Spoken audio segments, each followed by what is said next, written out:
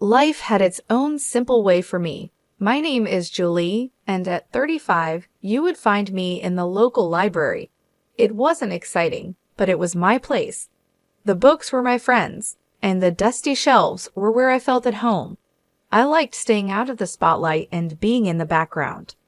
I lived in a small town where everyone knew each other's business. My days were mostly the same. Wake up, go to work, and then back to my small apartment. It was filled with used furniture and lots of books. I didn't really go out much, and that was okay with me, or at least that's what I told myself. Then Jack walked into my life. It was a day like any other. He wanted a book, something different, he said. He had a friendly smile and a warm voice that felt like sunshine on a cloudy day. "Hey, could you help me find a book? I'm feeling adventurous," he said, smiling with his eyes. "Sure, what type of book are you looking for?" I asked, adjusting my glasses and trying not to stare at him too much.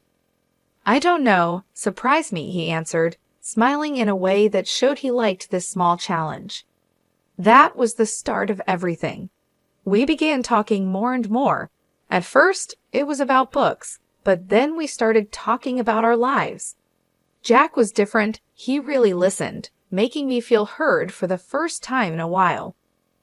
One day, he came in with a determined look. "You know, Julie, you're the most interesting person I've met here." "Why do you hide in here all day?" he asked, leaning on the counter with a playful look in his eyes. I laughed, a sound that felt odd to me. "Where else would I go? This town isn't exactly full of excitement," I said. Jack quickly replied, "Maybe you just need someone to explore it with. How about dinner tonight, my treat?"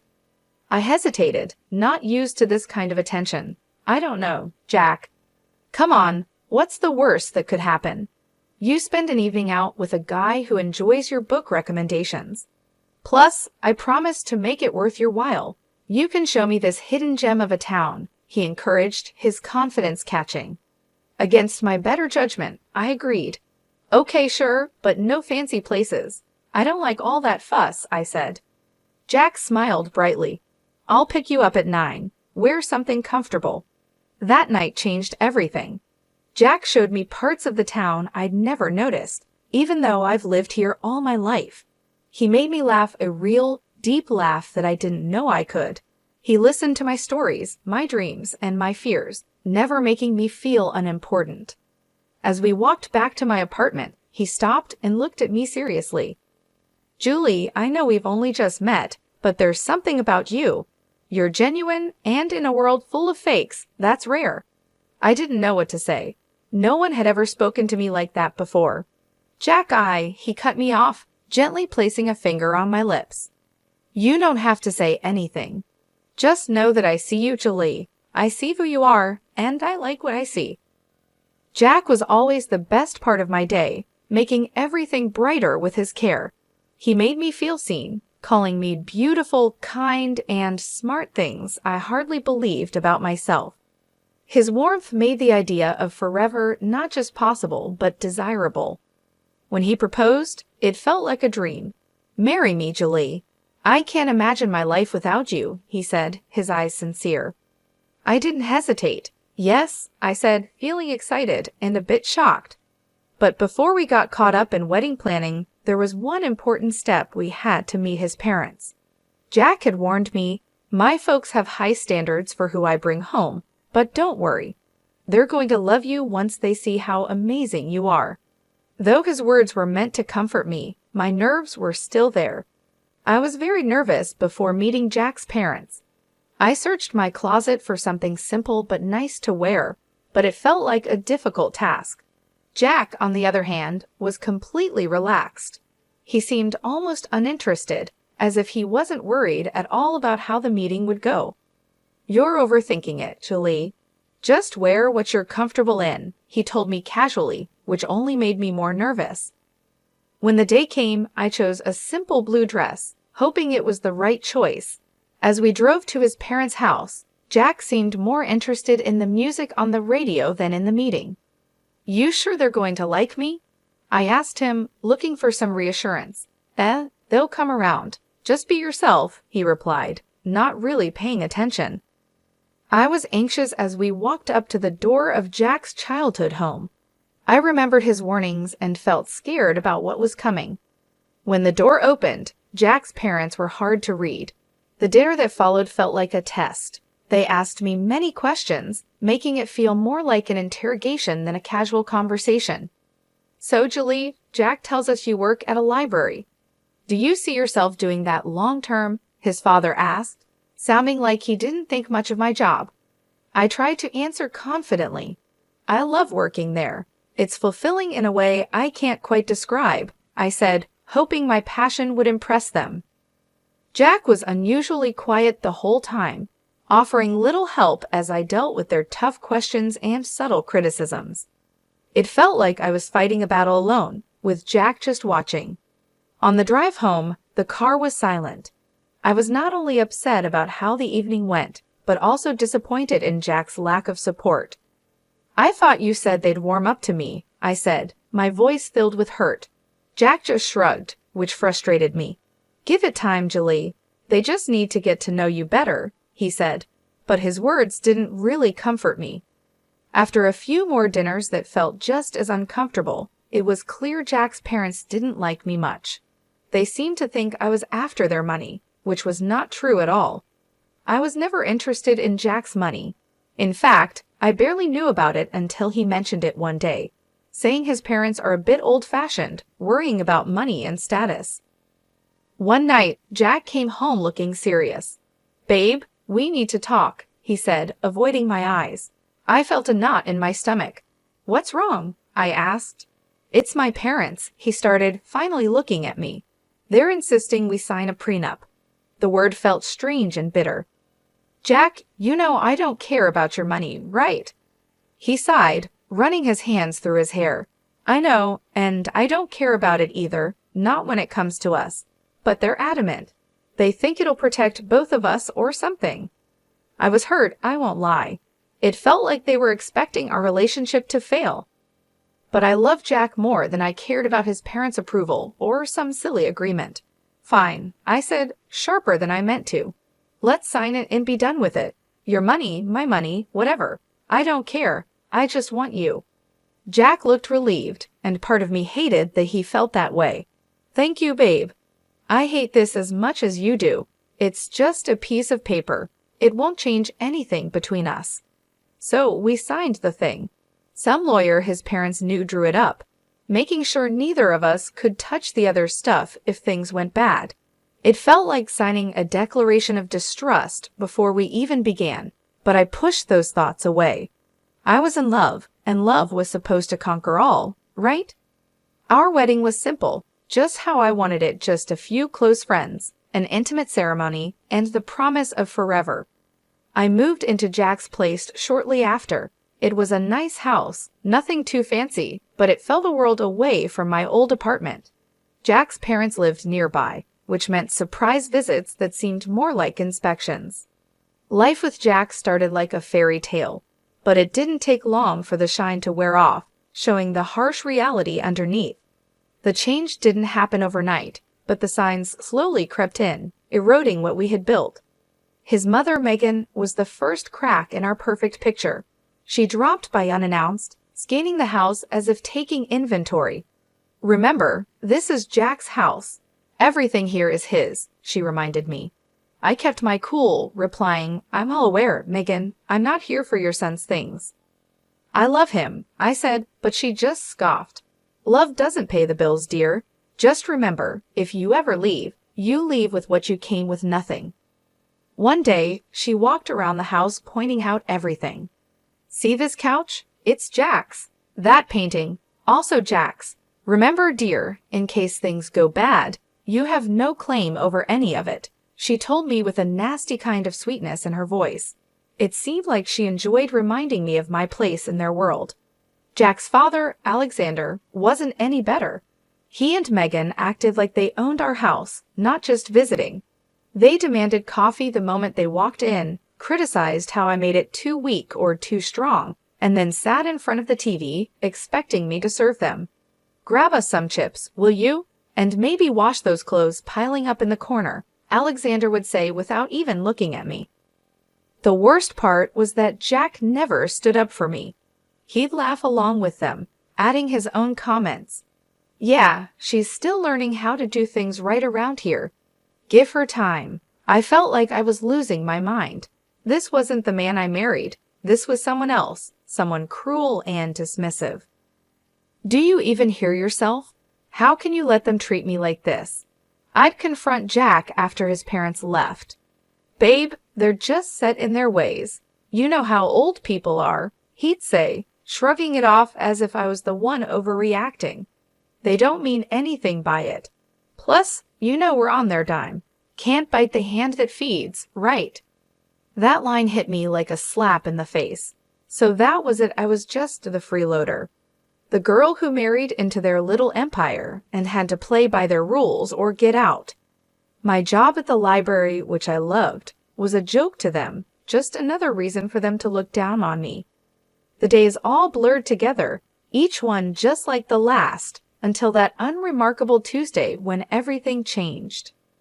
I was at work, shelving books when I felt a sharp pain in my stomach, doubling me over. It wasn't just stress. It was something more, something worse. The next thing I knew, I was in the hospital, the sterile smell of antiseptic filling my nostrils. Lying in that hospital bed, I couldn't help but think how this was a new low, alone, in pain, and not a single message or call from Jack. When I thought things couldn't get any worse, there was a knock at the door. A man I never expected was standing there. He wore a suit and held a briefcase, looking completely out of place in my sterile hospital room. Are you Julie Bowen? He asked. Yes, that's me. Who are you? I replied, my voice weak and tired from the pain and constant letdowns. I'm Scott Atkins, a notary. I have something important to discuss with you, he said. His tone was formal, but there was something in his eyes that made me want to listen. I nodded for him to continue, curious despite everything. It's about your great-uncle, Brandon Sanderson. He recently passed away, and you are his only heir, Julie. He left you inheritance. His words didn't make sense at first. Are you sure you have the right person? I haven't seen him for 18 years, I said. Scott nodded. Quite sure. He was a private man, but he always remembered you and wanted to make sure you were taken care of. Lying in the hospital bed, feeling a mix of confusion and excitement, I watched as the notary got ready to explain my great-uncle's will. He cleared his throat, opened his briefcase, and spread out the documents in front of him. Julie, your great-uncle was a wealthy man with fine taste. He left you a significant inheritance. We're not just talking about money here, though there's plenty of that. $40 million, to be exact, Scott began, his voice calm and factual. $40 million? I repeated, my voice cracking. That's right, he continued, unfazed by my shock. But there's more. You're also inheriting shares in several large companies. These are not small investments. We're talking about major stakes in some of the most stable and profitable companies out there. My mind raced, trying to grasp the enormity of what he was saying. Owning parts of companies I had only heard about on the news seemed like a fantasy. And there's property, Scott went on, flipping through the papers. An old large house in one of the most prestigious areas. It's not just any house, Julie. It's a mansion with history, acres of land, and it's all yours now. I tried to imagine the house, the kind of place I had only seen in movies. It was overwhelming, to say the least. Don't forget about the antique car, he added with a slight smile, as if expecting my reaction. A classic, fully restored, and in mint condition. It's a collector's dream. I laughed, feeling like this was all too strange. An antique car too. What am I going to do with that? I barely drive as it is, I said. Scott's smile got bigger. Well, it's yours to do with as you please. Maybe take it for a spin now and then. He continued, and then there's the furniture and paintings inside the house. They're genuine antiques, some of them centuries old. Your great-uncle had a taste for fine things. The room seemed to shrink, and the air got heavier as I tried to understand everything he was saying. So I've inherited a fortune, a company, a mansion, an antique car, and a collection of art and furniture. That's unbelievable. It's all yours, Julie. Your great uncle wanted to make sure you were well taken care of. It seems he saw something special in you. Special? I felt anything but special, lying in a hospital bed after the worst few months of my life. Yet here I was, suddenly a multimillionaire, trusted with a legacy I didn't even know existed. Thank you, Mr. Adkins. This is a lot to take in. I don't even know where to start, I admitted, feeling grateful, disbelief, and a huge sense of responsibility. We'll take it one step at a time, he assured me. I'm here to help you through the whole process. Just then, my phone buzzed. It was Jack calling for the first time in days. Ignoring it, I turned back to Scott. What happens now? We'll need to handle some paperwork, but the inheritance is yours. Your life is about to change, Julie, and change it did. After the unexpected windfall, Jack and his folks seemed to change their attitude. Their daily hospital visits felt like scenes from a cheesy movie. Jack, who hadn't bothered to check on me before, was now constantly by my side, fussing over my blanket with a worried look. "How are you feeling today, love?" he'd ask, his voice dripping with sweetness that didn't reach his eyes. His mother, Megan, was even more over the top, if possible. "Darling, I'm going to cook your favorite lasagna when you get back home." "Just you wait," she said, her smile wide but not quite genuine. It was all too much, too sudden. Yet I played along, smiling weakly and thanking them for their care. But suspicion gnawed at me, urging me to look beyond their actions. So one day, after their routine visit, I gathered the strength to slip out of my bed and follow them. My heart pounded with every step as I hid behind a corner. I overheard them as they showed their true colors, not knowing I was listening. Their laughter was loud and harsh. "Can you believe how easy it is? She's terribly naive." "She's completely fooled," Jack said, laughing. Megan, always planning, spoke with a sharp tone. "Make sure she has a baby with you, Jack. Once she does, she'll never be able to leave, and then we'll really have control over her and her fortune." Their cruel and cold words didn't shock me. I felt disappointed, yes, but not surprised. They had shown who they really were, and I was done pretending otherwise. Silently, I returned to my hospital bed, their mocking words igniting a determination within me. They saw me only as a way to secure their future, but I was done playing their game. Back at home after being discharged, I felt like a stranger in what was supposed to be my own place. Jack and his parents were there, pretending to be concerned. The air was tense with unspoken expectations. Jack broke the silence with a hint of sweetness, but mostly greed. "Babe, you're home. How are you feeling? We've been so worried about you." Ignoring the knot in my throat, I looked him straight in the eye. "I'm feeling better, thanks, but we need to talk." "All of us," I said, my voice steady despite the chaos inside. Megan, ever the actress, stepped forward, her hands clasped as if praying. "Of course, dear, we're here for you, whatever you need." It was now or never. I took a deep breath and made my intentions clear. "I'm filing for divorce, Jack, and before you ask no, you won't see a dime of my inheritance." The room went silent, the atmosphere drained as if by a vacuum. Jack's face went pale, his facade slipping to reveal his panic. "Divorce? But why? I thought we were happy." "Happy?" The word tasted bitter. "You, your mom, and your dad have made my life miserable. You've treated me like a servant, not a wife. And now, suddenly, you're concerned about me because I have something you want." Jack struggled for words, but Megan quickly intervened. "This is nonsense. We've always treated you like family. You're imagining things, dear." I rolled my eyes, tired of their lives. I took out the prenuptial agreement from my bag and showed it to him. "This saved me. You thought you could fool me, but I'm not the knave girl you thought I was." Alexander, who had been silent until now, finally spoke with a mix of anger and defeat. "You'll regret this. We're your family." "No, you're never my family." A family doesn't treat someone like dirt and then become nice when money is involved. I'm done here. Moving into my own small and cozy apartment was a breath of fresh air I desperately needed. It wasn't just a new place to live. It was my declaration of independence, my fresh start.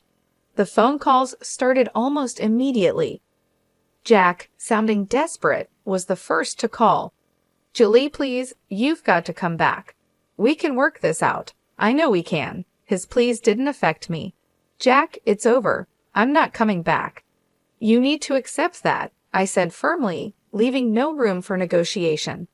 Soon after, Megan called, her voice a toxic mix of anger and guilt-tripping.